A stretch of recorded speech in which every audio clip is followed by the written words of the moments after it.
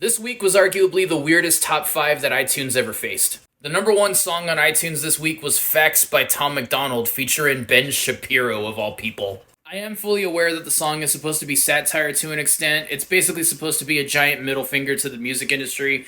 Hey, let's get a political commentator on here, and let's get him a number one rap song.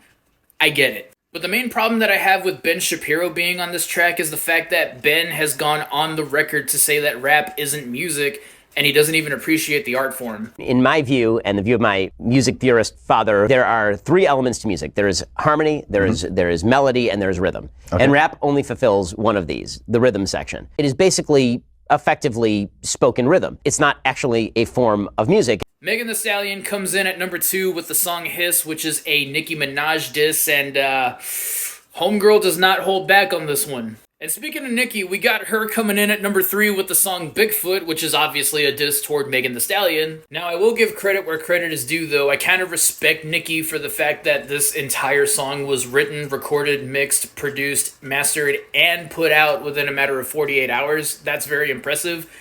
But I honestly feel like the song could have been worked on a little bit more. If I had to choose between Megan's song or Nicki's, I'm probably going to have to choose Megan's, because that Megan's Law line alone probably slayed anything that Nicki could have put out afterwards. The number 4 slot goes to Selfish by Justin Timberlake. This is actually the first single off of his latest record. And then the number 5 slot was briefly held by Selfish by Britney Spears. And the reason why this is so significant is because Britney Spears' autobiography came out last year, I believe, and she didn't really have a lot of nice things to say about her relationship with Justin Timberlake. So Britney's fans found out about the new single, and they realized that back in 2011 on Femme Fatale, she did have a song called Selfish, and they started listening to this song on repeat, so much so to where it literally hit number 5 on iTunes right underneath Justin. Shortly after this happened, Britney actually went on the record to say that she was actually in love with Justin's new song, and she actually apologized for some of the stuff that she said in the book. So just to reiterate, this week on iTunes was definitely chaotic, to say the least. And to my knowledge, I don't think we've had a week in music as wild as this one, and I don't think we're ever gonna get one ever again.